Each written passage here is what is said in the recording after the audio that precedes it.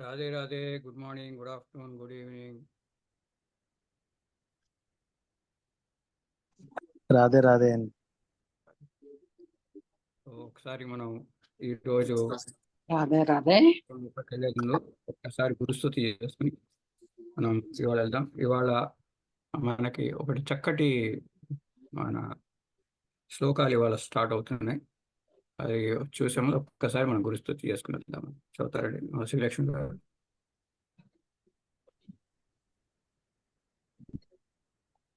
గురుర్బ్రహ్మా గురుర్విష్ణు గురుదేవో మహేశ్వరః గురు సాక్షాత్ పరబ్రహ్మ తస్మై శ్రీ గురవే నమః. ఆచార్యం మాం విజానీయన్ ఆవమన్యేత కర్హిచిత్ నమర్త్య బుద్ధ్యసూయేత సర్వదేవమయో గురుః. థ్యాంక్ యూ దీది, చాలా బాగా చెప్పారు. సో మనం ఈ అర్జున విషాద యోగం చూడబోతున్నాం. ఈ అర్జున విషాద యోగం చూసే ముందు ఒక్కసారి ఒక 2-3 విషయాలు సమీక్షించుకుందాం. ఒకటి వచ్చేసి ఇప్పటికీ 15 శ్లోకాలు అయిపోయినాయి. 15 శ్లోకాల్లో ఇంతవరకు అర్జునుడి శోకం అనేది స్టార్ట్ అవ్వలేదు. ఎక్కడ అర్జునుడు అనేది నిన్న మన మన శుక్రవారం రోజు ఆ లాస్ట్ శ్లోకాల్లో ఆ హీరో గారు ఆయన యొక్క పరిచయం 14 శ్లోకంలో అయింది. అయితే మనకి ఈ 15 శ్లోకాలు అయిపోయినా కానీ అర్జునుడి విషాదం అనేది రాలేదు. ఇంత ఇంత వివరణ ఎందుకు ఇచ్చాడు వ్యాసుడు ఈ భగవద్గీతలో? ఇప్పటి వరకు అధ్యాయం పేరేమో విషాద యోగం. ఆ విషాదం అన్నది ఎక్కడ మాట్లాడలేదు, కానీ చాలా డీటెయిల్డ్ డిస్క్రిప్షన్ ఇచ్చాడు. ఏం డిస్క్రిప్షన్ ఇచ్చాడు? ఒకటి వచ్చేసి మన దుర్యోధన యొక్క మనస్తత్వం ఎట్లా ఉంది. దుర్యోధన వచ్చేసి మన ఈ ద్రోణాచార్యుని కొంచెం కించపరిచినట్టుగా మాట్లాడాడు. అంత కించపరిచిన ఆయనకు కూడా విషాదం రాలేదు. నోటికి వచ్చినట్టు మాట్లాడాడు. నీ ఆయనకి కోపం తెప్పించే విషయాలని చూపించాడు. అక్కడ చూడు, ద్రుపదుడి పుత్రుడు ఉన్నాడని, అర్జునుడికి శిష్యుడు చూడు, అర్జునుడికి లాయల్టీ ఉందని, నీ శిష్యుడికి నీకు లాయల్టీ లేదని చెప్పి అలాగా కొంచెం ప్రొవోక్ చేసేట్టుగా మాట్లాడిన ఎక్కడ ద్రోణాచార్యుడు శోకం కానీ కోపం కానీ ఎజిటేట్ కానీ అయినట్టుగా ఎక్కడ మనకు తెలియట్లేదు. అట్లాగా అదే సిచ్యువేషన్లో భీష్మాచార్యుడు వచ్చేసి వాత్సల్యం వచ్చింది, దయ వచ్చింది, భయపడుతున్నాడని చెప్పేసి ఒక శంఖం ఊడడం మొదలెట్టాడు. సో తర్వాత ఇక్కడ కూడా ఆ శంఖం ఊదిన టైంకి ఆ శంఖం అనేది మన కృష్ణుడు, అర్జునుడు, భీముడు కూడా శంఖం ఊదాడు.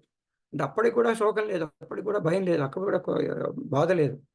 అంటే ఈ మన వ్యాసుడు ఇక్కడ చెప్పాల్సిన విషయం ఏంటంటే ఆ శోకం అన్నది ఎప్పటి నుంచో పాత నుంచి ఉంది, అప్పటి నుంచి ఏదో ఉంది, ఏదో భయంగా ఉంది, ఇక్కడికి వచ్చాక అది వ్యక్తమైంది అన్న విషయం కాదు అది. అంటే భీష్ముడు ఎప్పుడైతే శంఖం ఊదాడో ఆ శంఖం ఊదిన టైంలో కూడా అర్జునుడు కూడా శంఖం ఊదాడు. అంటే నేను కూడా సై అంటే సై అన్నాడు. కృష్ణుడు ఊదాడు, భీముడు ఊదాడు. అంటే వాళ్ళు ఒక సంజ్ఞ చేస్తే ఆ సంజ్ఞకి ప్రతిసంగ వీళ్ళు కూడా చేశారు. అండ్ ఉత్సాహంగా చేస్తారు, ఏదో భయంతో కాదు, అది కాదు, ఇది కాదు, ఉత్సాహంగా చేస్తారు. సో ఒకటి మనం చూడాల్సిన విషయం ఏంటంటే మన శోకానికి ఎక్స్టర్నల్ ఫ్యాక్టర్స్ కారణం. వాడి వల్ల నాకు ఈ బాధ వచ్చింది, వీడి వల్ల నాకు కష్టం వచ్చింది, వీని వల్ల కష్టం వచ్చింది, సేమ్ సిచ్యువేషన్, అందరు అదే సిచ్యువేషన్లో ఉన్నారు ప్రతి ఒక్కరికి. అండ్ వచ్చింది కూడా పోనీ ఒకడు ఒకదానికోసం వచ్చాడు, ఏదో వీళ్ళందరూ క్రికెట్ ఆడుతున్నారు, ఆ క్రికెట్ ప్లేయర్స్ 11 ఆ 22 మందికి ఒకరి మీద ఒకరికి టెన్షన్ ఉంది, వాళ్ళు భయంతో గెలుస్తాం ఓడుతామని మిగిలిన ప్రేక్షకులందరూ ఇంకో రకంగా, ఒకటి చూడడానికి, ఒకడు ఆడడానికి, ఇంకోడు బెట్టింగ్ చేయడానికి, ఒకడు కామెంటరీ చెప్పడం, అట్లా ఏం లేదు. అందరూ కూడా వచ్చింది యుద్ధానికి కోసం వచ్చారు. Purpose is same situation, same purpose. ఒకళ్ళ మనస్తత్వం ఒక రకంగా ఉంది, ఇంకో మనస్తత్వం ఇంకో రకంగా ఉంది. ఒకరేమో ఉత్సాహం ఉంది, ఒకరికేమో భయం ఉంది, ఒకరికి వాత్సల్యం ఉంది, ఒకరికేమో నిర్లిప్తత ఉంది. సో ఎక్స్టర్నల్ ఫ్యాక్టర్స్ ఎప్పుడు కూడా మనలో వచ్చే భావాల మార్పులకి కారణం కాకపోవచ్చు అన్నది ఇది ఒక చెప్పకనే చెప్తున్నట్టుగా వ్యాసుడు మనకి చెప్తున్నాడు. సో ఇప్పుడు ఈ మన కష్టాలకి, మన ప్రాబ్లమ్స్కి వీటన్నిటికీ నిజంగా ఆహ్, మన ఎక్స్‌టర్నల్ ఫ్యాక్టర్సా అనేది చూడాలి. ఇంకొకటి సెకండ్ థింగు ఈ అర్జునుడు ఇప్పటి వరకు ఆయనకు విషాదం వచ్చింది. ఈ అర్జున విషాద యోగం అంటే విషాదం వచ్చింది ఆయనకి. విషాదం రాకముందు ఇప్పుడున్న పరిస్థితి ఏంటి? విషాదం రాకముందు పరిస్థితి ఏంటి? చాలా ఉత్సాహంగా ఉన్నాడు. చాలా ఏంటది ఆహ్, ఆహ్, ఎంతూజియాస్టిక్‌గా ఉన్నాడాయన. సో, ఏది మన భయంతో గాని, బాధతో గాని ఉన్నట్టుగా లేదిక్కడ. ఎందుకు శ్రీ మన భీష్ముడు శంఖం ఊదగానే ఈయన శంఖం పూరించాడు. ఈయన శంఖం పూరించాడు. మన కృష్ణుడు పూరించాడు. భీముడు పూరించాడు. సో, ఆ విషయంలో బాధపడుతున్నట్టు గాని, భయపడుతున్నట్టు గాని లేదు. అయితే ఎక్కడొచ్చింది? ఎందుకొచ్చింది? ఎప్పుడు ట్రిగ్గర్ అయింది? ఏ విషయం వల్ల ట్రిగ్గర్ అయింది? అన్నది మనం చూడాలి. ఇది చాలా ఇంపార్టెంట్ విషయం అండి. అంటే మనకి ఈ ఆధ్యాత్మిక విషయంలో భగవంతుడు మనకి ఎట్లాగా కొన్ని కొన్ని ప్రాపంచిక విషయాలు ఎలా అయితే మనకి చేస్తాయో, అదే మనం భగవంతుడి వైపు మారుస్తే then we will get the spiritual energy. ఆ స్పిరిచ్యువల్ ఎనర్జీ ట్యాప్ చేయాలనుకుంటున్నాం గదా!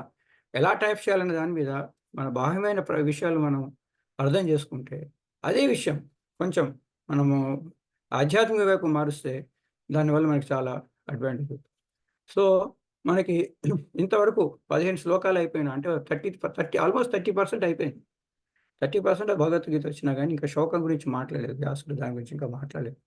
ఇంత ఉపోద్ఘాతం ఎందుకు ఇచ్చాడు అంటే, మనకి ఒకటి అర్థం చేసుకోవాలి. అక్కడ యుద్ధ భూమిలో ఉన్న సిట్యుయేషను, మన జీవితంలో వచ్చే సంఘటనలు చాలా మటుకు కలుస్తూ ఉంటాయి. మనకి యుద్ధ భూమిలో వచ్చే సంఘటనలు అంటే మనెవరో వచ్చేసి లేనిపోని మనలో ఒక ఉద్రేకం లేపేట్టుగా మాటలు మాట్లాడతారు. ఇంకోళ్ళొచ్చేసి మన మీద వాత్సల్యం చూయించడానికి మాట్లాడతారు. ఇంకోళ్ళొచ్చేసి మనతో వైరంగా ఉండేట్టు మాట్లాడుతుంటారు. సో, యుద్ధ భూమిలో జరిగే సంఘటనలన్నీ గూడా మన జీవితంలో గూడా ఎదురవుతాయి. అది వార్ అనేది ఎక్స్‌ట్రీమ్ సిట్యుయేషన్. మనం యుద్ధం చేస్తామనే గాదు. మన మన ఆఫీసులో, మన ఇళ్ళల్లో, మన పనుల్లో గూడా అలాంటి సిట్యుయేషన్స్ అన్నవి ఎదురవుతుంటాయి. ఎవరిని మనం చంపము, యుద్ధాని కోసం పోకపోయుండొచ్చు. కానీ ఉద్రేకపరచడం కోసం ప్రయత్నించే వ్యక్తులుంటారు. వాత్సల్యం చూయించే వ్యక్తులుంటారు.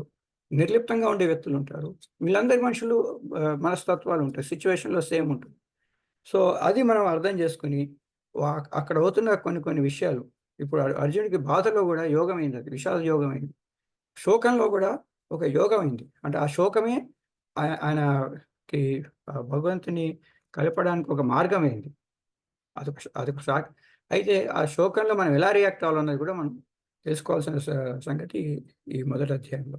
అయితే శోకం రాకముందున్న సిట్యుయేషన్ ఏంటి?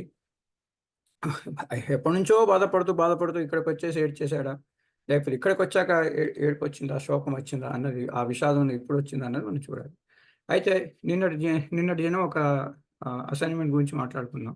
అదేంటి? సంజయుడొచ్చి పాండవ పక్షం వాళ్ళ వైపు పూరించిన శంఖాల పేర్లన్నీ వివరించాడు. పాంచజన్యం, హృషికేశ, దేవదత్తం, ధనంజయ అని. సో, ఈ పాంచజన్యం, దేవదత్తం, పౌండ్రం అని పాండవ పక్షాల వాళ్ళ శంఖాల పేర్లు చెప్పాడు గానీ, కౌరవుల ఒక్క వాద్యం పేరు కూడా చెప్పలేదు. దీనివల్ల మనకు అర్థమయ్యేదేంటి? What could be the reason? మనకి సంజయుడు ఏం ఆలోచించాడో మనకు తెలీదు. కానీ ఇలాగ మనం ఆలోచిస్తూ పోతుంటే మనం దాని మీద కాంటెంప్లేషన్ అవుతుంది. అంటే ఒక్కొక్క ఒక్కొక్క విషయాన్ని మనం దాని మీద కాస్త మననం చేస్తూ ఉంటే, ఆ మననంలోనే మన లోపల నుంచి కొంత కొంత జ్ఞానం వస్తుంది. ఒక ఎగ్జాంపుల్ చెప్తాను. భాగవతంలో ఒక కథ ఉంది. శ్రీకృష్ణుడు పుట్టగానే శ్రీకృష్ణుడు పుట్టగానే కంసుడొచ్చేసి పూతని పంపుతాడు. శ్రీకృష్ణుని చంపడం కోసం గోకులకి. గోకులంలో శ్రీకృష్ణుడున్నాడు. మన వసుదేవుడొచ్చి మార్చేసాడు. ఆహ్, యశోద నందబావ దగ్గర పెట్టేసాడు. యశోద దగ్గర ఈ పిల్లాడున్నాడు. శ్రీకృష్ణుడున్నాడు. చిన్న పిల్లాడున్నాడు. కంసుడొచ్చేసి పూతన్ని అక్కడున్న బాలలందరిని చంపని చెప్పి పూతన్ని పంపించాడు. సో, పూతన తిరిగి అక్కడ గోకులంకొచ్చింది.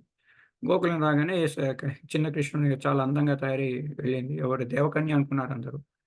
పాపం తెలియకుండా యశోద కూడా ఇచ్చేసింది ఆ పిల్లాడిని పూతన దగ్గరికి. పూతన చేతిలో తీసుకోగానే శ్రీకృష్ణుడు ఏం చేశాడు? ఆహ్, ఫస్టు ఆహ్, మన పూతనను చూసి ఇలా కళ్ళు తెరిచి ఇలా కళ్ళు మూసుకున్నాడు. కళ్ళు తెరిచి కళ్ళు మూసుకున్నాడు. కళ్ళు మూసుకొని మళ్ళా కళ్ళు తెరిచాడు. తెలియగానే ఆ కళ్ళు ఎందుకు మూసుకొని తెరిచాడు అన్న దాని మీద భాష్యకారులు చాలా చాలా చాలా భాష్యాలు రాశారు. వ్యాసుడు రాసిందేమిటి? భాగవతం రాసినప్పుడు మన పూతనొచ్చింది. శ్రీకృష్ణుడు ఎత్తుకుంది. ఎత్తుకొని ఒళ్ళో పెట్టుకోగానే శ్రీకృష్ణుడు కళ్ళు ఓపెన్ చేసి కళ్ళు మూసుకున్నాడు అని ఒక మాట చెప్పి రాశాడు. అయితే భాగవతానికి రాసిన కామెంటేటర్స్, భాష్యకారులు కృష్ణుడు కళ్ళు తెరిచి ఎందుకు మూసుకున్నాడు అని చెప్పి దాని మీద వాళ్ళు కాంటెంప్లేట్ చేశారు. ఎందుకు రాసుంటాడు? ఒకళ్ళొచ్చేసి పోయిన జన్మలో ఏదైనా మంచి పని చేసిందా పూతన? చంపే ముందు ఏమైనా మంచి పని చేసిందా అని చెప్పి ఆలోచించడం కోసం కళ్ళు మూసుకొని తెరిచాడండి. ఇంకొకళ్ళొచ్చేసి నా రామాయణంలో కూడా నేను ఫస్ట్ స్త్రీనే చంపుతూ మొదలెట్టాను తాటకిని. ఇప్పుడు మళ్ళా స్త్రీనే చంపుతూ మొదలెట్టాను తాటకిని అని ఒకళ్ళు. తర్వాత ఈ 3 ఏళ్లకే నాకు చంపాల్సొస్తుంది ఒక వ్యక్తిని అని చెప్పి కళ్ళు తెరిచి మూసుకున్నాను ఒకటి. ఇది అలా కాంటెంప్లేట్ చేయడం వలన, అలా కాంటెంప్లేట్ చేయడం మనకేమవుతుందంటే, ఆ సబ్జెక్ట్‌లో ఆ మననం చేయడానికి ఒక చాయిస్ ఉంటుంది. ఎందుకు దాని గురించి పదే పదే అన్నారు. కళ్ళెందుకు తెరిచి మూసారు? కళ్ళెందుకు తెరిచి మూసింది? ఇలాంటివన్నీ ఆలోచించాలి. సో, ఇప్పుడు సంజయుడు గూడా ఇక్కడ ఆ ముగ్గురి యొక్క ఆహ్, శంఖాలకు పేర్లు చెప్పాడు. పాంచజన్యం, దేవదత్తం, పౌండ్రం అని. మరి కౌరవుల వైపు వాళ్ళ వాయిద్యాల గురించి ఒక్క పేరు చెప్పలేదు. దీని భావార్థం what could be the reason? Just మనకి ఇది కరెక్ట్ ఆన్సర్ అని చెప్పలేము. ఇది what could be the reason? ఎవరైనా ఆలోచించారా దీని గురించి? నా పేరు ఎవరు చేతులు లేపట్లేదు. ప్రేమలత అది. నేను అనుకుంది ఏంటంటేనండి, భగవద్గీతలో శ్రీకృష్ణ పరమాత్మ ఏ ప్రిన్సిపల్ ఇంట్రొడ్యూస్ చేసినా మొదట అది ఏంటి అని చెప్తారు. తర్వాత అది చేయడం వల్ల ఉపయోగము, అది చేయకపోవడం వల్ల నష్టము, అదే ప్రిన్సిపల్, అదే లాజిక్ భగవద్గీత చివరి వరకు కూడా వాడారనమాట. ఇందులోపుట పాండవుల పక్షంలో భగవంతుడు ఉన్నాడు కాబట్టి గెలుపు ఖచ్చితంగా వాళ్ళ సైడే.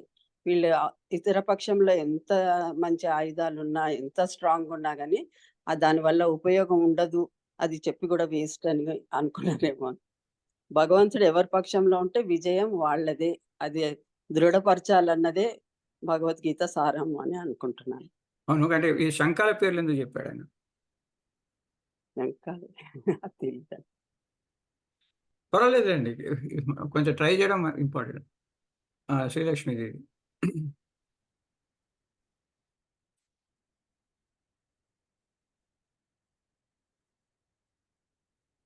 అన్మ్యూట్ చేసుకోండి శ్రీలక్ష్మికి. సారీ అండి. అది పాంచజన్యం, దేవదత్తం, పౌండ్రం అంటే పాంచజన్యం అన్నదానికి కృష్ణుడికి ఎవరో ప్రజెంట్ చేస్తారు కదా! సో, అలా ఒక్కొక్క శంఖానికి ఒక్కొక్క స్టోరీ ఉంటుందనుకుంటున్నానండి. దానివల్ల అది అక్కడ మెన్షన్ చేశారు స్పెసిఫిక్ గాను. కృష్ణుడిది పాంచజన్యం, దేవదత్తం, పౌండ్రం, అర్జునుడిది దేవదత్తం, పౌండ్రం భీముడిది అని స్పెసిఫిక్ గా మెన్షన్ చేశారు. దేనికంటే ఒక్కొక్కటి ఒక రీజన్ వల్ల వాళ్ళకి ప్రజెంట్ చేయబడింది కాబట్టి అని నేను అనుకుంటున్నానండి. Very good. Very good. Very good. Srinidhi మీకేమైనా ఉందా? సార్ పాంచజన్యం అనేది పాంచజన్యుడు అనే రాక్షసుడి దగ్గర నుంచి వచ్చింది కృష్ణుడికి. దేవదత్తం, పౌండ్రం కూడా అలాగే వచ్చాయి. అంటే ఒక పర్పస్ ఉంది కాబట్టి ఆ శంఖం గురించి సెపరేట్ గా మెన్షన్ చేయడం జరిగిందని చెప్పి అనుకుంటున్నాను sir. Very good. Very good. VKA అంటే ఎవరో అండి? మీ పేరు చెప్తారా? రాధాకృష్ణ వసంత అండి. అది మార్చడం మర్చిపోయాను, క్షమించాలి. ఓకే. నేను ఇంచుమించు అదే అనుకున్నాను. ఎందుకంటే ఖాండవ దహనం అప్పుడేమో అర్జునుడికి ఆ శంఖం వచ్చింది.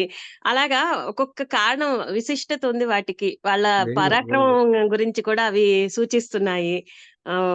అందుకని ఆ పేర్లు అంత విశేషంగా చెప్పారేమో. అందుకనే Very good. మిగతా కౌరవుల వైపు అలాంటిది ఏమీ లేదు. వాటికి ఆ ప్రత్యేకత ఏం లేదు. ఒక్కొక్క శంఖం ఉత్తినే ఉంచారు వెరీ అంతే గుడ్. అని నేను అనుకున్నాను. Very good. Very good. Very good. Mounika దీది మీరు చెప్తారా? నేనేమనుకుంటున్నానంటే ఒక దైవ కార్యంలో యూజ్ చేసిన ప్రతి ఒక్క వస్తువు కూడా చాలా డివైన్ అండ్ దైవత్వంతో కూడి ఉంటుంది.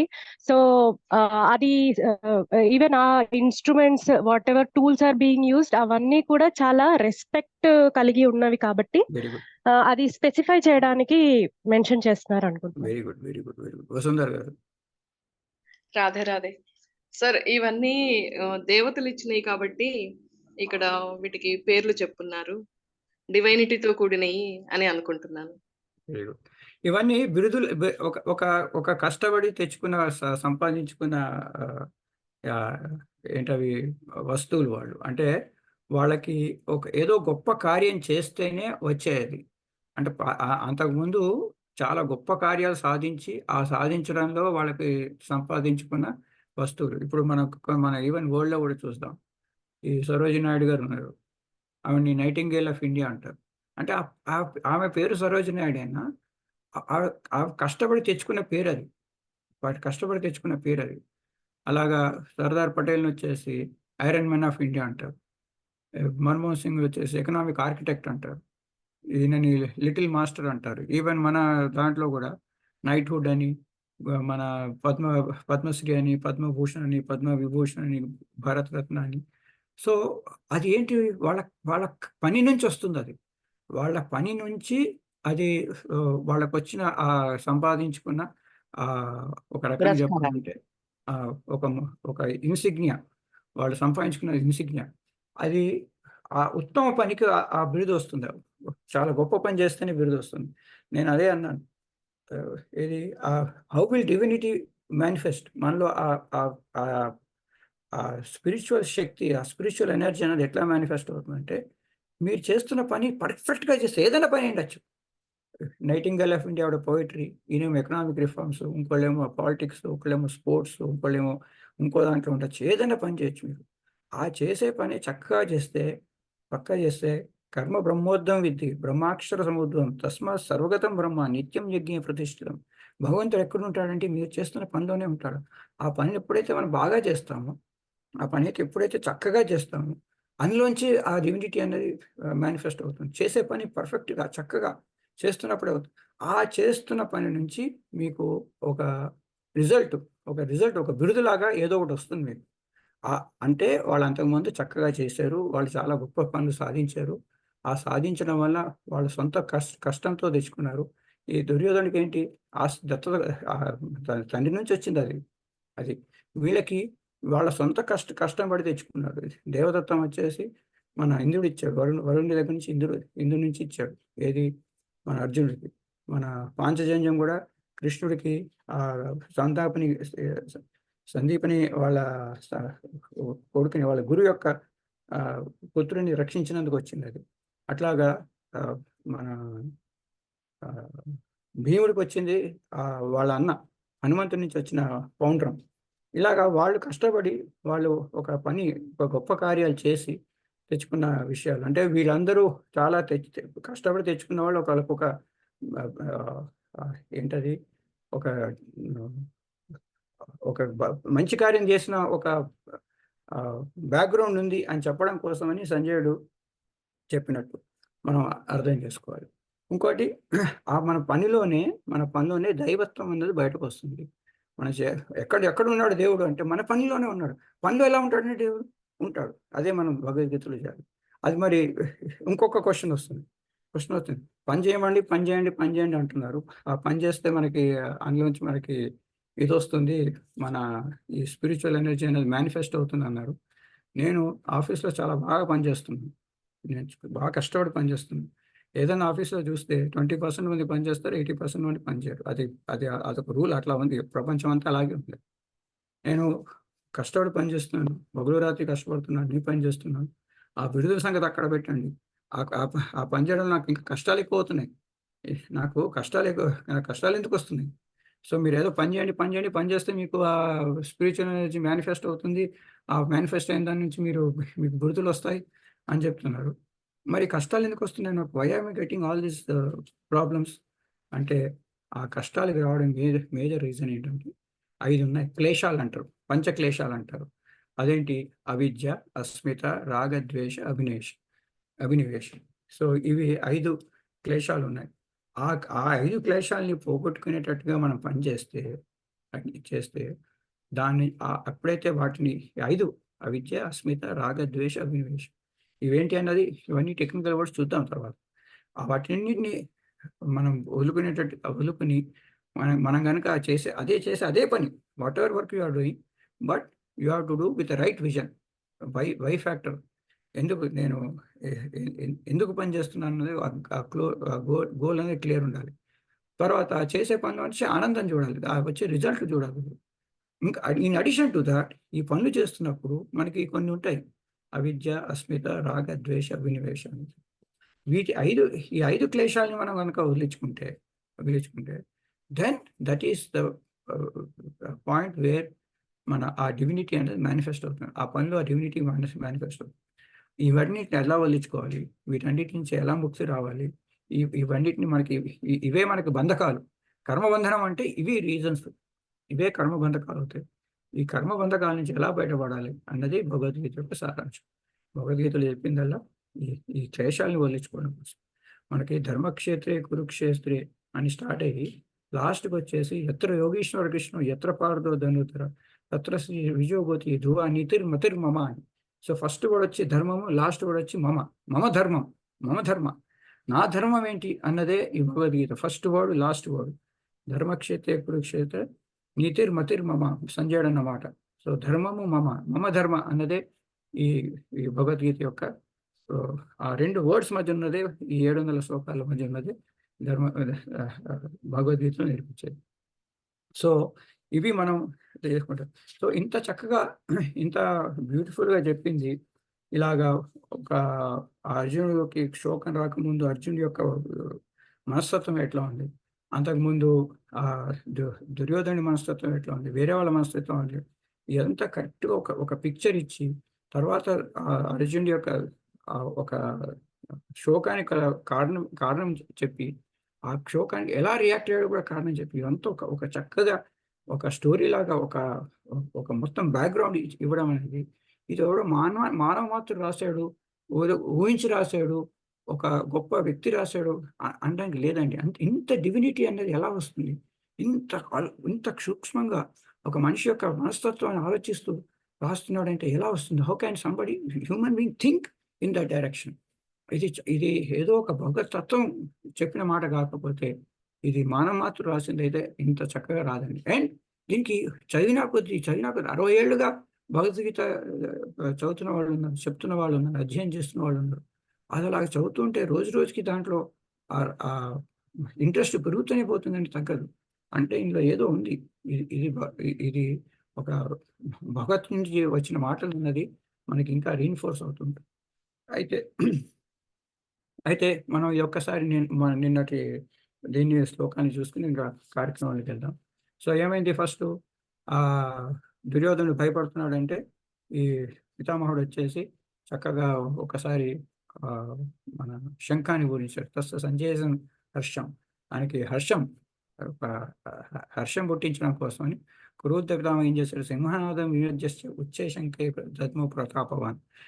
ఆ శంఖాన్ని గట్టిగా ఊరాడు. శంఖాన్ని ఒక్కసారి ఊదగానే ఏమైపోయింది, తత శంఖశ్చ భేజశ్చ ప్రణవశ్చ అనగా గోముఖ. ఒక్కసారి అన్ని వాయిద్యాలు పట్టేశారు ఒకటేసారి. సహసా ఏవ అభ్యంత, ఒకేసారి అన్ని కొట్టేశారు.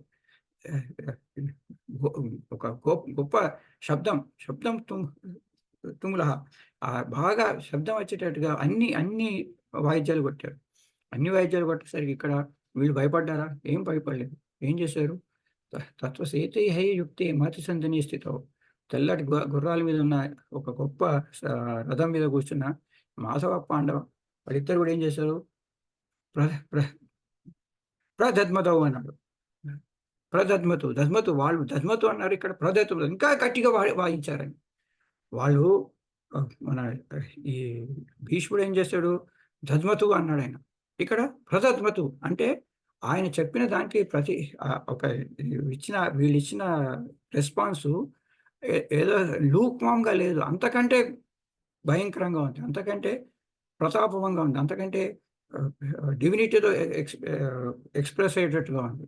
సో ఆ భీష్ముడు ఇచ్చిన ఆ శంఖనాదానికి వీళ్ళు భయపడుతూ కాదు, ప్రదద్మతు అంటే చాలా గొప్ప చక్కగా ఇలాంటి వర్డ్స్ అన్ని అక్కడ దద్మతు అన్నాడు. దద్మతవు అంటే దీన్ని ప్రకాశన ఇంకా ఒక ఉపసర్గ యాడ్ చేశాడు, ఇక్కడ ఇంకా బాగా చేస్తాడు. ఓకే,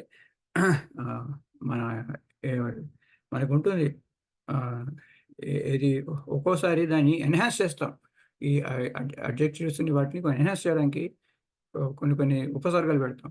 సో ఎట్లా చేశారు? పాంచజన్యం ఋషికేశ దేవదత్తం ధనంజయ పౌండ్రం దత్తం మహాశంఖం భీమకర్మ ఉదకర రుకోదర అంటే ఈ తోడేలు లాంటి పొట్ట ఉన్నవాడు. అప్పట్లో మరి 6 ప్యాక్ 4 ప్యాక్ 8 ప్యాక్ లాంటివి వర్డ్స్ లేవు. అందుకని జంతువుల పేరు ఒక వోల్ఫ్, దాని పొట్ట ఉన్నాడు, సన్నగా ఉండి, అంటే ఎంత తిన్నా కానీ ఇంకా పొట్ట సన్నగా ఉంటుంది, అంత పని చేస్తాడు. భీమకర్మ చేసే పనులన్నీ చాలా గొప్ప గొప్ప పనులు చేస్తాడు. ఆయన ఏం చేశాడు? ఆయన పౌండ్రం అనే శంఖాన్ని ఊదాడు.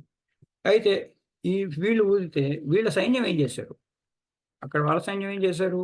ఒక్కసారి అందరూ కొట్టేశారు ధన ధన ధన ధన చెప్పి. వీళ్ళ సైన్యం ఏం చేశారు అన్నది నెక్స్ట్ చూద్దాం.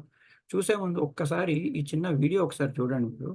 ఇది ఏమవుతుందంటే మనకి ఈ స్పిరిచువాలిటీ నేర్చుకునేటప్పుడు ఎక్కడి నుంచి స్టార్ట్ చేయాలి? ఇది ఒక సైన్స్ అనుకుంటే how to we start spirituality అన్నది ఒక క్వశ్చన్ ఉంటుందండి.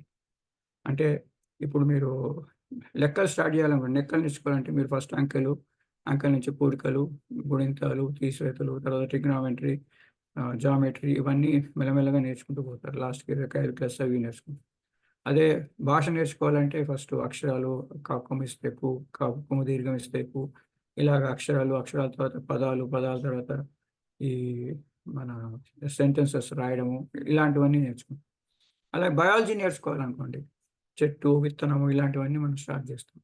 అయితే ఈ సైన్స్, స్పిరిచువాలిటీ కూడా ఒక సైన్స్ అనుకుంటే, ఈ సైన్స్ నేర్చుకోవాలంటే ఏం చేయాలి నేను అనే దాని మీద జేకే యోగ్ వాళ్ళది ఒక చక్కటి ప్రోగ్రామ్ ఉంది. అదొక వీడియో విన్న తర్వాత మనం ఈ కార్యక్రమంలోకి వెళ్ళిపోదాం.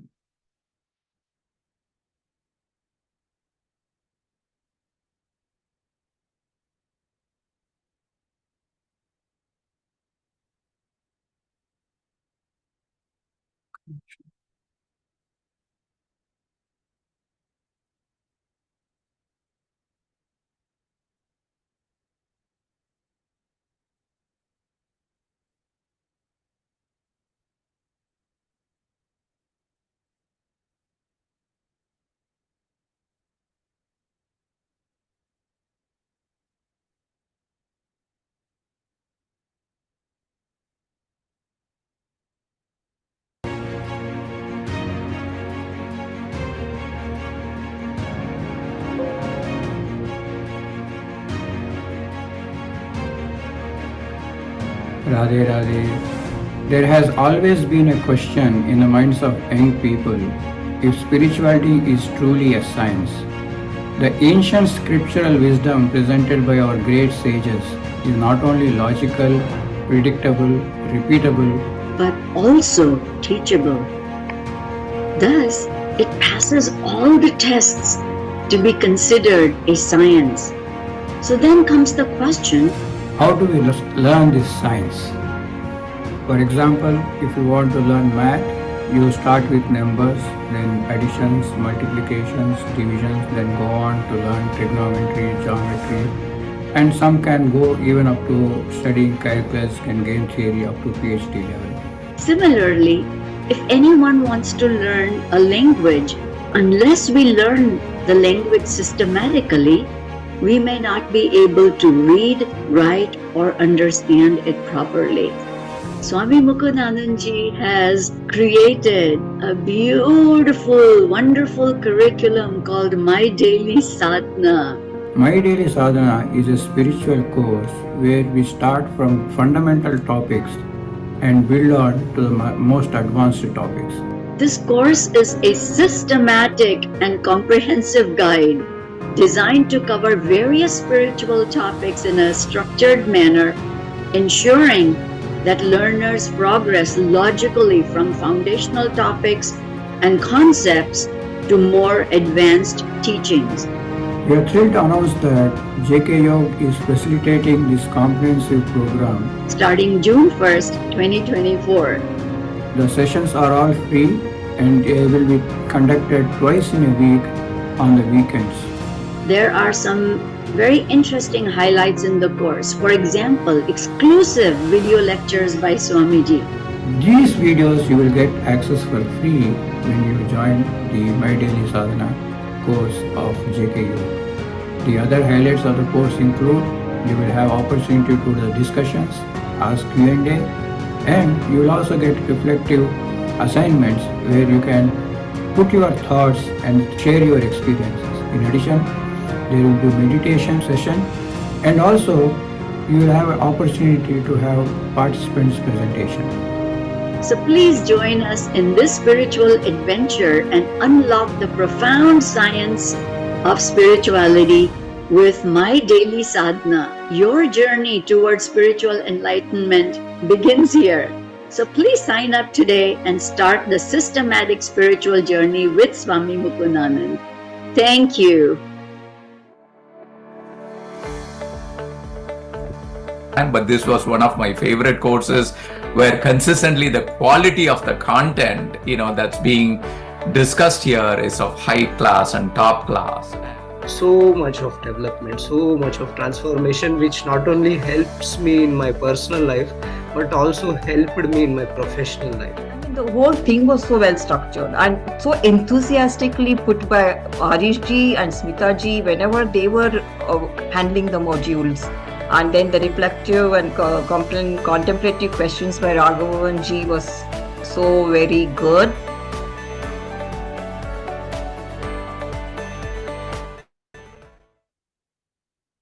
Thank you. సో ఇది ఒక చక్కటి ప్రోగ్రామ్ అండి. ఇది June 1 నుంచి స్టార్ట్ అవుతుంది. ఇంగ్లీష్లో ఉంటుంది. అది మీకు ఎవరికైనా ఇంట్రెస్ట్ ఉంటే జాయిన్ అవ్వచ్చు. ఆ లింక్ అవి నేను గ్రూప్లో పెడతాను. ఎవరికైనా వేరే వాళ్ళకి ఎవరికైనా ఇంట్రెస్ట్ ఉంటే ఇది కూడా కొంచెం ఫార్వర్డ్ చేస్తే మనం వాళ్ళు కూడా ఈ కొన్ని బేసిక్స్ మన ఈ స్పిరిచువాలిటీ అన్నది ఎట్లా స్టార్ట్ చేయాలి, నేను సాధన అనేది ఎలా స్టార్ట్ చేయాలి, వాట్ ఈస్ స్పిరిచువాలిటీ అన్నది మనకి తెలుస్తుంటుంది. ఇంకా మనం ఇవాళ శ్లోకాల్లోకి వెళ్దాం. ఇవాళ 6-7 శ్లోకాలు చూడాలి. ఒకేసారి 3 శ్లోకాలు మనం ఈరోజు చూడబోతున్నాం. ఎవరైనా స్టార్ట్ చేస్తారండి? లక్ష్మి గారు స్టార్ట్ చేయండి. ఓం శ్రీ పరమాత్మనే నమః. అథ ప్రథమోऽధ్యాయః అర్జున విషాద యోగః. అనంత విజయం రాజా కుంతీ పుత్రో యుధిష్ఠిరః నకులః సహదేవశ్చ సుఘోషమణి పుష్పకౌ కాశ్యశ్చ పరమేశ్వాసః శిఖండీ చ మహారథః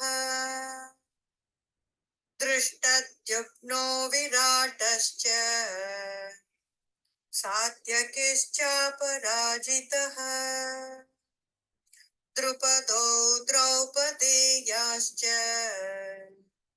సర్వశః పృథివీపతే సౌభద్రశ్చ మహాబాహుః శంఖాన్ దద్మో పృథక్ పృథక్. అనంత విజయం రాజా కుంతీ పుత్రో యుధిష్ఠిరః నకులః సహదేవశ్చ సుఘోషమణి పుష్పకౌ కాశ్యశ్చ పరమేశ్వాసః శిఖండీ చ మహారథః దృష్టద్యుమ్నో విరాటశ్చ సాత్యకిశ్చాపరాజితః ద్రుపదో ద్రౌపదేయాశ్చ సర్వశః పృథివీపతే సౌభద్రశ్చ మహాబాహుః. సో ఇక్కడ ఎవరేమైంది? అనంత విజయం రాజా కుంతీ పుత్ర యుధిష్ఠిరః. సో ఆల్రెడీ మళ్ళా చెప్పేశాడు. ఈ కుంతీ పుత్రుడు యుధిష్ఠిరుడు వచ్చేసి రాజా అన్నాడు. ఇది ఏ రాజన్ కాదు. రాజన్ అంటే ధృతరాష్ట్రం అన్నట్టు అవుతుంది. సంబోధన విభక్తిలో రాజన్ అవుతుంది. ఇది రాజా అంటే యుధిష్ఠుడినే అంటున్నాడు అన్నమాట. అనంత విజయం రాజా యుధిష్ఠిరుడు అనంత విజయం అనే శంఖాన్ని ఊదాడు. నకుల సహదేవుడు వచ్చేసి సుఘోషం అనే పుష్పకం. సుఘోషం అనేది నకులుడు, మణిపుష్పం అనేది సహదేవుడు. ఇక్కడ ఇంకోటి కాశీరాజు కాశీరాజు ఏంటి పరమవిశ్వాస, ఒక గొప్ప ధనస్సును పట్టుకున్నవాడు కాశీరాజు. కాశీరాజు ఒక గొప్ప ధనస్సును పట్టుకున్నాడు. ఇషు అంటే బాణాలు వేయగలిగాడు. పరమ అంటే గొప్ప బాణాలు వేసే ధనస్సుని పట్టుకుని కాశ్యపరాజు ఉన్నాడు. ఆయన శంఖ ఊదించాడు. శిఖండీచ మహారథ. ఈ మహారథి అంటే దీంట్లో మనకి ఉంటాయి, మనకి ఇక్కడ ఉంటాయి కెప్టెను, బ్రిగేడియరు, మేజర్ జనరల్, అలా కొన్ని ఆర్మీలో ర్యాంక్స్ ఉంటాయి.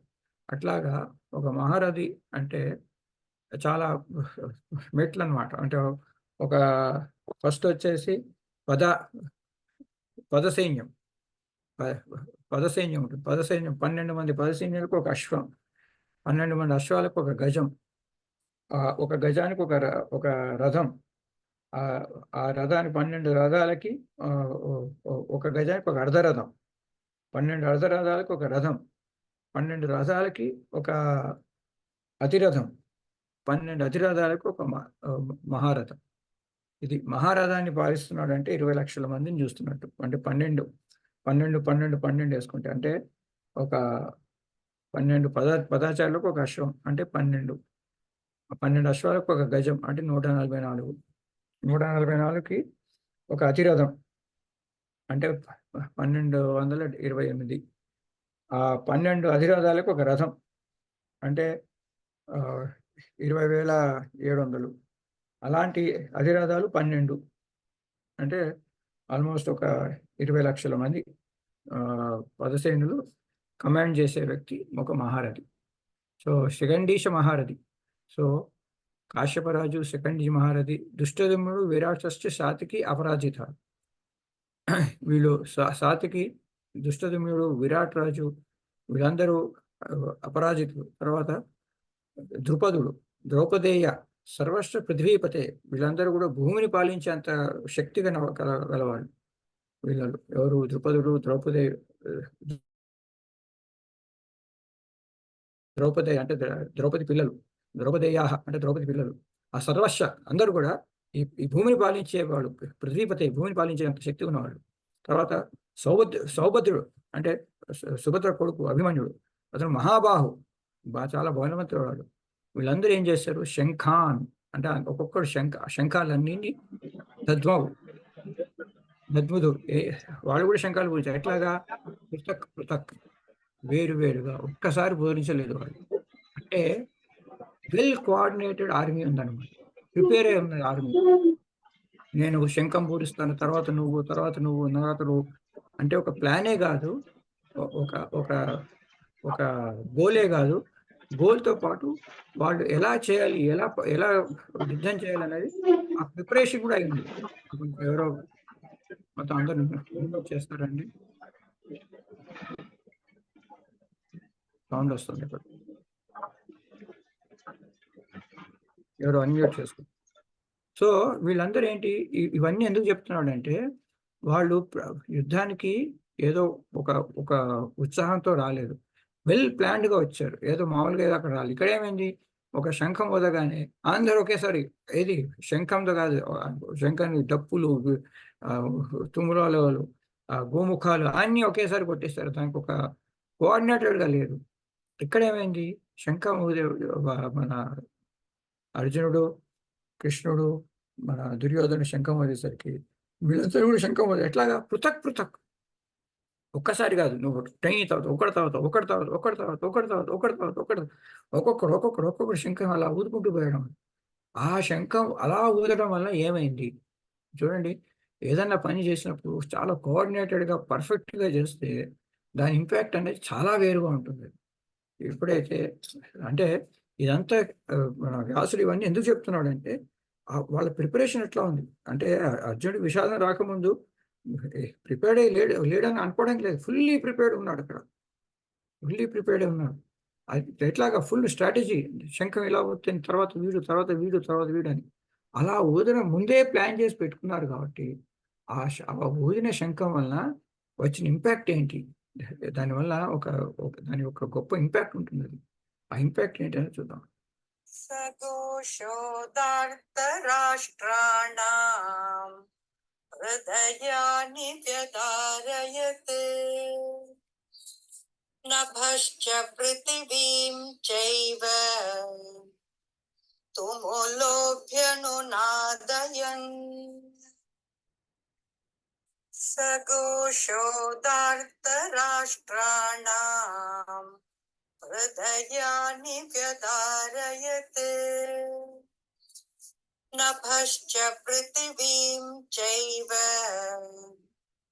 तुमुलोऽभ्यनुनादयन्. అప్పుడు ఏమైంది, వాళ్ళందరూ కోఆర్డినేటెడ్గా ఒకళ్ళ తర్వాత ఒకళ్ళు పృథక్ ఒక్కసారి వాళ్ళు శంఖం వదిలేదు, ఒకళ్ళ తర్వాత ఒకళ్ళు వదిలేరు శంఖం. అప్పుడు ఏమైంది, సఘోష రాష్ట్రార్థానం హృదయాన్ని విదారయత్.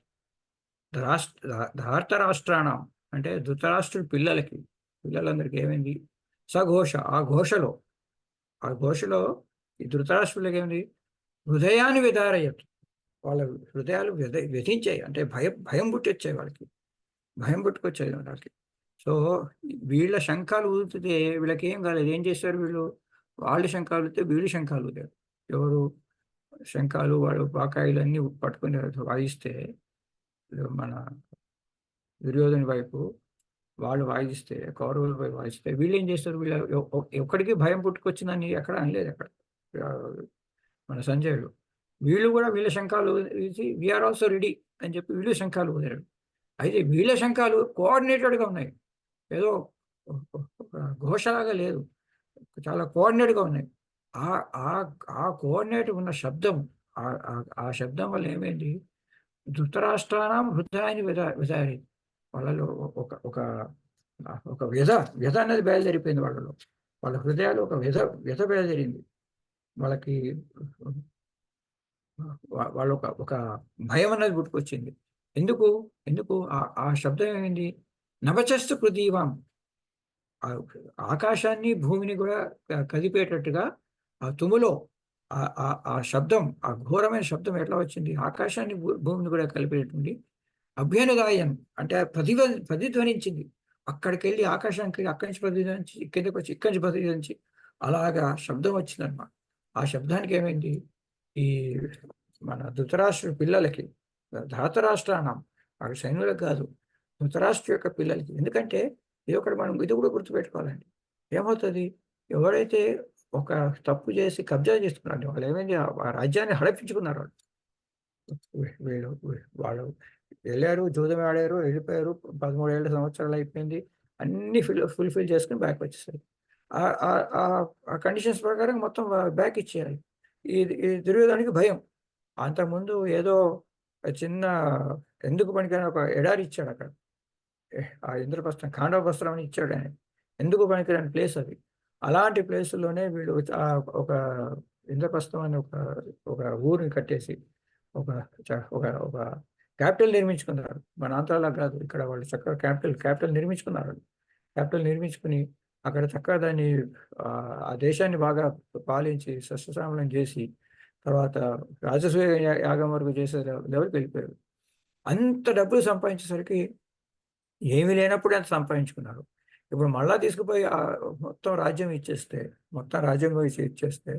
అంతమందిని అవమానం చేస్తారు, ఊరుకుంటాడా? మళ్ళీ ఎప్పుడో తీసుకొచ్చి నా మీద యుద్ధం చేసి నన్ను చంపేస్తాడు. ఇప్పుడు చాలా వీక్లా ఉన్నారు వాళ్ళు. వాళ్ళ దగ్గర ఎక్కువ సైన్యం లేదు. ఎందుకంటే 13 ఏళ్ళుగా రాజ్యం లేదు కాబట్టి ఇంకా వాళ్ళకి అలయన్సెస్ లేవు. వాళ్ళకి మీరు అలయన్సెస్ మహాగఠబంధనం చేయలేకపోయారు వాళ్ళు. వీళ్ళు పవర్లో ఉన్నారు కాబట్టి మహాగఠబంధనం చేసుకున్నాడు. వాళ్ళ పవర్లో లేడు కాబట్టి మహాగఠబంధనం కాలేదు, అక్కడ అలయన్సెస్ లేవు. అలా ఇదే టైంలో కొట్టడం బెస్ట్ అని చెప్పి దుర్బుద్ధి దిస్ ఇస్ ద టైం అని చెప్పి కూర్చున్నాడు. కానీ తప్పుగా తీసుకున్నామన్నది ఒక గిల్టీ అనేది లోపల ఉంటుంది. ఎప్పుడైతే వీళ్ళు మేము యుద్ధానికి రెడీ అని గట్టిగా వచ్చేసరికల్లా ధాస్తరాష్ట్రానం హృదయాన్ని విధాయి. సో మనం తప్పు చేసినప్పుడు లోపల నుంచి అలా గుచ్చుకుంటూ ఉంటుంది మనకి. అది ఎవడన్నా మేము వస్తున్నాము ఎదురుగుండా అనగానే ఆ గుబులు అన్నది వాడికి భయం ఉంటుంది. వాడు చూడడానికి ఈ మన ల్యాండ్ కబ్జాలు చేసుకున్న వాడికి లోపల చాలా భయం ఉంటుంది. వాడికి గచ్చగచ్చ ఉంటుంది. బయట చూడడానికి భీకరంగా ఉంటాడేమో కానీ లోపల వాడంతా ఫీల్కోవడం కూడా ఉంటాడు. సో హ్యూమన్ సైకాలజీ అనేది ఇక్కడ చూపించారు. సో దీనివల్ల ఇలా ఈ స్థితిలో ఇప్పుడు అర్జునుడు ఏం చేశాడు అన్నది మనం నెక్స్ట్ శ్లోకంలో మనం చూద్దాం. ఇక్కడ ఇది ఈ నెక్స్ట్ శ్లోకము 1.5 శ్లోకాలు ఉంటాయి. తర్వాత ఇది చూసేద్దాం. अथ व्यवस्थितान् दृष्ट्वा धार्तराष्ट्रान् कपिध्वजः प्रवृत्ते शस्त्रसम्पाते धनुरुद्यम्य पाण्डवः ऋषिकेशं तदा वाक्यम् इदमाह महीपते अथ व्यवस्थितान् दृष्ट्वा धार्तराष्ट्रान् कपिध्वजः प्रवृत्ते शस्त्रसम्पाते धनुरुद्यम्य पाण्डवः ऋषिकेशं तदा वाक्यम् इदमाह महीपते. అండి అథ అథ అంటే అప్పుడు. ఇది జనరల్గా అథ అని ఎప్పుడైనా వచ్చినప్పుడు మనకి ఈ శాస్త్రాల్లో ఇప్పుడు ఆ టాపిక్ మారబోతోంది అని టాపిక్ మారబోతుంది. ఇప్పటి వరకు వాళ్ళు వచ్చారు, వీళ్ళు వచ్చారు, వీడి మనస్తత్వం ఏంటి, వాడి మనస్తత్వం ఏంటి, ఇవన్నీ చెప్పుకుంటూ వచ్చారు. వీడు భయపడ్డాడు, వాడు భయపడ్డాడు, వీడు చేశాడు, అది చేశాడు అని.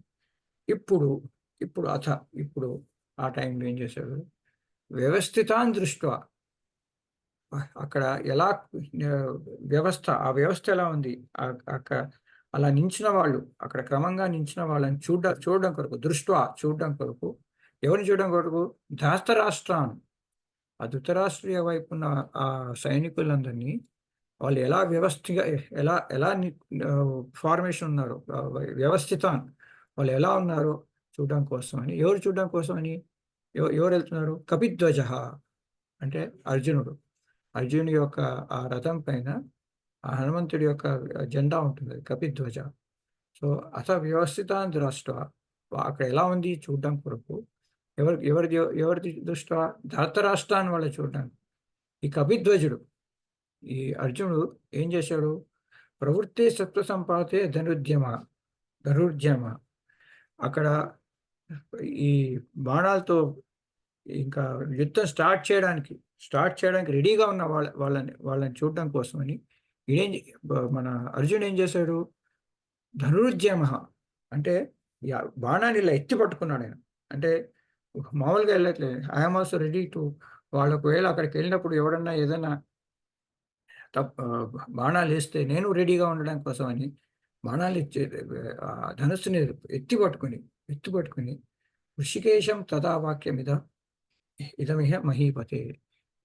శ్రీకృష్ణుడు ఈ వాక్యాలు అన్నాడు. ఈ మహీపతే అంటే ధృతరాష్ట్రుని చెప్తున్నాడు సంజయుడు, ఈ మహీపతే అక్కడ వాళ్ళ సైనికుల ఫార్మేషన్ ఎట్లా ఉంది చూడడం కోసం అని ఈ అర్జునుడు ఏం చేశాడు, బాణాలు వేస్తున్న వాళ్ళ వైపుకి ఈయన కూడా ఒక ధనుస్సుని ఇలా పైకి లేపి మన శ్రీకృష్ణుతో ఋషికేశం తదా వాక్యం ఇదమాహిడం, ఇలా ఈ వాక్యాలు చెప్పాడు శ్రీకృష్ణుడితో అని చెప్పి చెప్తున్నాడు. అంటే ఇక్కడ చూడండి, ఇక్కడ కూడా ఈ టైంకి కూడా అర్జునుడు చాలా ధైర్యంగా ఉన్నాడు.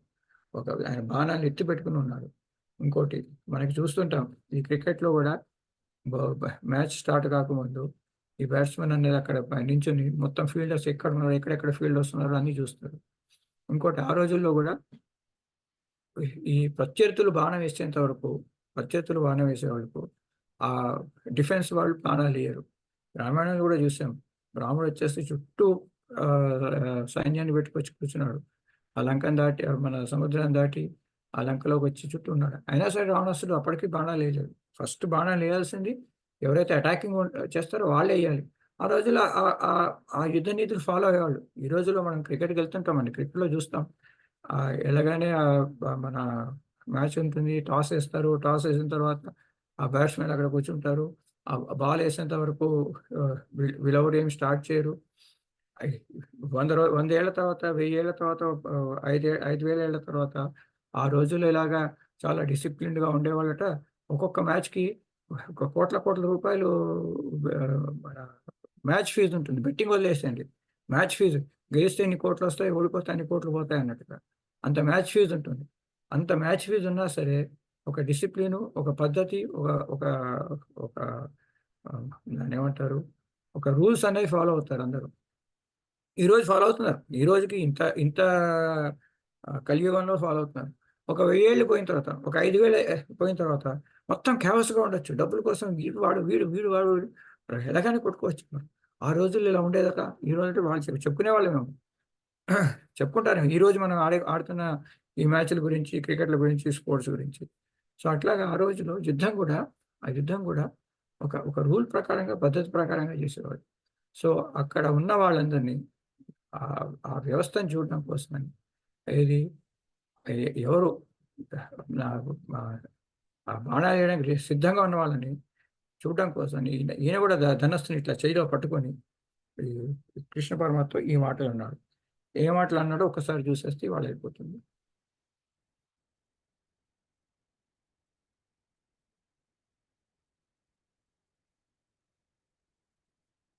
అర్జున ఉవాచ సేనయోరుభయోర్मध्ये రథం స్థాపయమేచ్యుత యావదేక్తా నిరీక్షేహం యోద్ధుకామానవస్థితాన్ కర్మయా సహ యోద్ధవ్యం అస్మిన్ రణసముద్యమే. అర్జున ఉవాచ సేనయోరుభయోర్मध्ये రథం స్థాపయమేచ్యుత యావదేక్తా నిరీక్షేహం యోద్ధుకామానవస్థితాన్ కర్మయా సహ యోద్ధవ్యం అస్మిన్ రణసముద్యమే. అర్జున్ అడుగుతున్నాడు, సేనరో ఉభయోర్ మధ్య రథం స్థాపయతే మే అచ్యుత. ఏ అచ్యుత, ఆ 2 సైన్యాల మధ్య నాకు నా రథాన్ని తీసుకెళ్ళు. ఎందుకు తీసుకెళ్ళాలి? యావదేత్తా నిరీక్షేహం, అక్కడ నిరీక్షిస్తాను. ఎవరు? యోద్ధ కామాన్ వ్యవస్థితాన్, నాతో యుద్ధం చేయడం కోసం వచ్చిన వాళ్ళు ఎవరు, వాళ్ళని ఒకసారి నేను నిరీక్షిస్తాను. యావదేత్తాన్, ఎవరెవరైతే ఆ యుద్ధ కామాన్ వ్యవస్థితాన్, మనతో యుద్ధం చేయడానికి యుద్ధ కామాన్, యుద్ధం చేయాలన్న కోరిక కలిగి అలా వ్యవస్థిత అక్కడ నిలిచిన వాళ్ళని నిరీక్షేహం, నేను చూస్తాను. యావదేత్తాన్, ఎవరెవరైతే యుద్ధ కామాన్ వ్యవస్థితాన్ నిరీక్షేహం, వాళ్ళని నేను చూస్తాను. ఇంకా కైమయా సహ యోద్ధవ్యం, ఇంకా ఎవరెవరితోటి నేను యుద్ధం చేయాలో, ఈ అస్మిన్ రణసముద్య, ఈ యుద్ధంలో నేను ఎవరెవరితో యుద్ధం చేయాలో అది కూడా చూస్తాను. ఇప్పుడు అప్పట్లో కొన్ని రూల్స్ ఉండేవండి. ఏది? రథం మీద ఉన్నవాళ్ళు రథం వీళ్ళతోటే, భూమి మీద ఉన్నవాళ్ళు భూమి వీళ్ళతోటే, ఇలా కొన్ని రూల్స్ ఉండేవి. అట్లాగా నేను ఎవరెవరితో యుద్ధం చేస్తాను. కైమయా సహయోద్ధవ్యం అస్మిన్ రణసముద్యమే, ఈ యుద్ధంలో నేను ఎవరెవరితో యుద్ధం చేయాలో అది నేను చూస్తాను. ఇంకోటి వాళ్ళ ఫార్మేషన్ ఏంటి? యావదేత్తా నిరీక్షేయం యుద్ధ కామన్ వస్తాను. ఆ యుద్ధం చేయడం కోసం, ఆ యుద్ధం చేయాలన్న కోరికతో అక్కడ నిలిచిన వాళ్ళు యావదేత్తాన్ని, వాళ్ళందరినీ కూడా నిరీక్షేయం ఒకసారి చూడాలన్న కోరిక ఉంది. అందుకని సేనలో ఉభయ మధ్య రథం స్థాపితం ఇస్తారు. అందుకనే వాళ్ళ అక్కడ ఈ రథాన్ని తీసుకెళ్ళి అక్కడ స్థాపించు అని చెప్పి శ్రీకృష్ణుడు, మన అర్జునుడు పోయి శ్రీకృష్ణుడు అడిగాడు. సో శ్రీకృష్ణుడు అక్కడ తీసుకెళ్ళిన తర్వాత అక్కడ ఏమైంది, ఏమేమైనాయి, ఇంకా ఏం చెప్పాడు నిరీక్షించిన తర్వాత,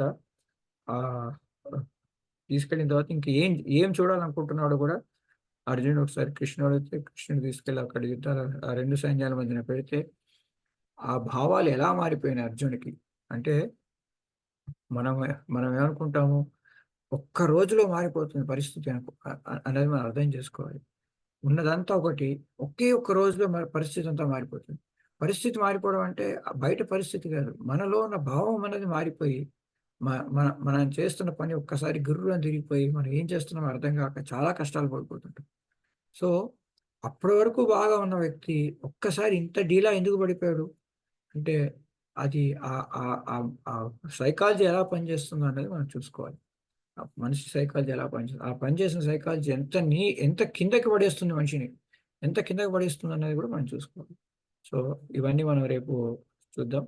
ఈ వారం అంతా చక్కటి శ్లోకాలండి. అర్జునుడి విషాదమే ఒక యోగం అయిపోయింది. అంటే మన కష్టాలు వచ్చినప్పుడు, మన బాధలు వచ్చినప్పుడు మనం ఎలా రియాక్ట్ అవుతే అది మనకి మన బాగుకి పనిచేస్తుంది, మన పురోగతికి పనిచేస్తుంది. ఈ అధ్యాయంలో మనకు కనబడుతుంది. మనకి శోకం వచ్చిందా, కష్టం వచ్చినప్పుడు ఆ కష్టం కూడా మనకు ఒక ప్రయోజనం తెచ్చిపెడుతుంది అన్నది మనం అర్థం చేసుకోవాలి. ఆ కష్టాన్ని కూడా మనకు ఒక ప్రయోజనం కింద మార్చుకోవచ్చు అని మనం అర్థం చేసుకోవాలి. అది ఎలా మార్చుకోవాలి, దానివల్ల మన పద్ధతులు ఏంటి అన్నది ఈ కష్టాల నుంచే స్టార్ట్ అయ్యి సుఖాంతం అయ్యే ఈ సబ్జెక్టు, ఈ భగవద్గీత. రేపు మళ్ళీ దీన్ని కొంచెం డీటెయిల్గా చదువుదాం. రేపు మళ్ళీ కలుద్దామండి. రాధే రాధే. రాధే రాధే. రాధే రాధే. రాధే రాధే. రాధే రాధే. రాధే రాధే. రాధే రాధే.